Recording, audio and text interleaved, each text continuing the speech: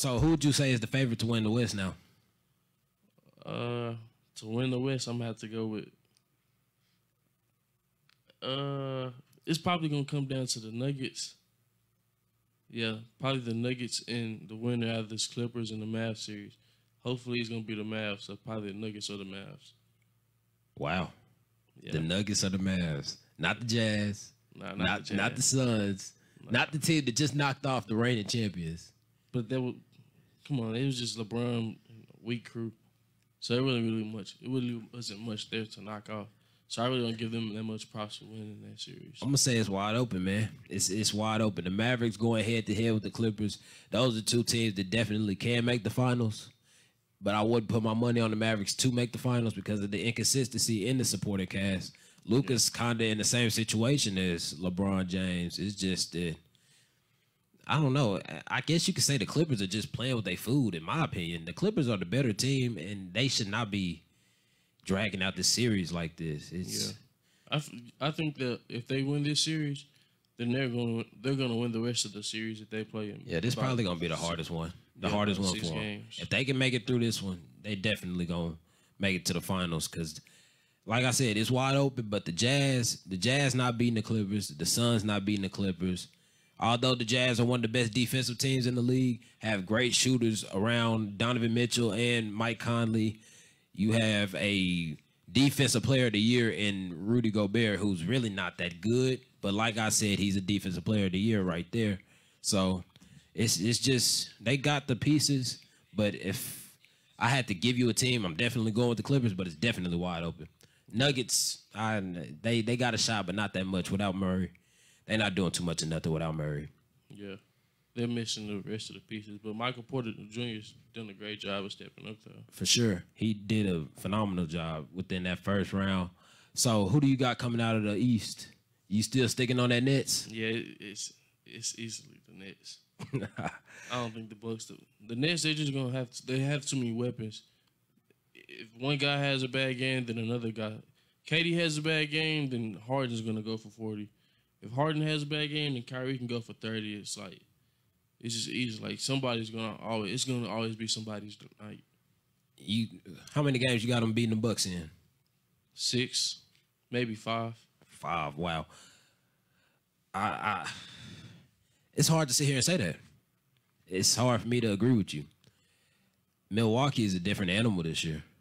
Yeah, but we thought the same thing last year, right? We thought it the year before, but I mean, hey, those 2 years they didn't have Drew Holiday. Yeah. You got Giannis Antetokounmpo, you got Drew Holiday, you got Chris Middleton. This is still one of the best defensive teams in the league. Reigning MVP and Giannis, who definitely shouldn't have won last year, but hey, he won it. You got him going out there putting up 24 and 13 easily. Chris Middleton putting up 20 and getting him a couple assists. You know, Drew Holiday, one of the best two-way players in the league, and he's shown that his acquisition was definitely worth it because they look like a different animal this year. And I think they match up real well against this Brooklyn team. Matter of fact, they beat Brooklyn in the regular season. And we haven't really just seen Brooklyn with their whole full team too often. Yeah. Which draws red flags for me. We haven't seen them with their whole team or with their whole core. Yeah, that was the biggest concern going into the postseason for the Nets. Yeah. Seeing if they was going to have that camaraderie there. And then just coming down the stretch, just knowing how they are down the stretch. We know that Kevin Durant wants the ball down the stretch. We know that Kyrie wants the ball down the stretch. We know that James Harden wants it down the stretch. Who's going to take that last shot? Does it matter? It does. Because it matters for the simple fact, you give that ball to Kyrie and he misses it, James Harden and Kevin Durant not going to be too happy about that because they going to feel like they could have made it. And you give it to James Harden, Kevin Durant going to feel like he could have made it. Kyrie going to feel like he could have made it. That's why I feel this little experiment that they got going on, I don't really think that's going to work like that. You definitely, within the big three, you definitely have to have somebody that can operate off ball. Definitely. And these three are all ball-dominant players that really, I'm not going to say can't operate without the ball, but they aren't as effective without the ball. But what we've seen, though, is that, like, we were worried about how James Harden was going to fit in the equation when they first acquired them. But we realized that James Harden's going to get his. Kevin Durant's going to get his. It's just a matter of Kyrie fitting into the puzzle. And is that ultimately enough, knowing that they're not good defensively? They can't rebound with the best of teams. Milwaukee plays them today at 6:30. Milwaukee's going to out-rebound them. Milwaukee will have more steals than them. Now, I'm not going to sit here and go on the limb and say Milwaukee's just going to outscore them every time because they're not. This is the Nets are just about like the Chiefs of the NBA. Yeah. Hey, what I want to say is what you just said about the big three there. What I see is Kevin Durant and James Harden are true basketball players. Yeah. I think Kawhi is just a skilled baller. You don't know what you're going to get from him from game to game. You know what James Harden is going to give you. You can put the assist down, you can put the rebound down, you can put the points down. Same thing with Kevin Durant. Kawhi is the X factor to say that you just don't know what you may get 50 points from him. Mm-hmm. And then he just may just kind of fall out of there. Like I keep getting something that's mentally wrong with him. Definitely. And then just on the strength of, like I said when we talked about the playoffs, I said Jason Tatum gonna get him one of them games out of that series. He goes out, puts up 50, then turns around and puts up 43.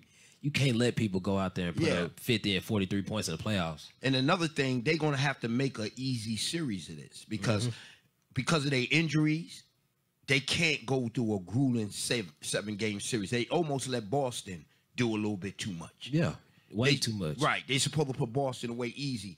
Because of their health concerns, a tough 7-game series, and then you got to go another round just to get to the championship. It could really hurt them, if the injuries play a big part. Same thing that happened to Anthony Davis. And the Lakers going to have to address that because this guy's too young to be getting hurt like that consistently.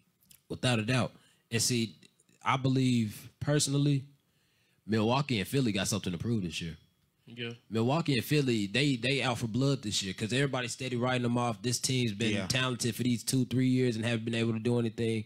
Ben Simmons is tired of it, and we have seen it this year. Mans is putting up MVP numbers, Shaq-like numbers. Well, not even Shaq-like numbers, but he's dominating the game like how Shaq was.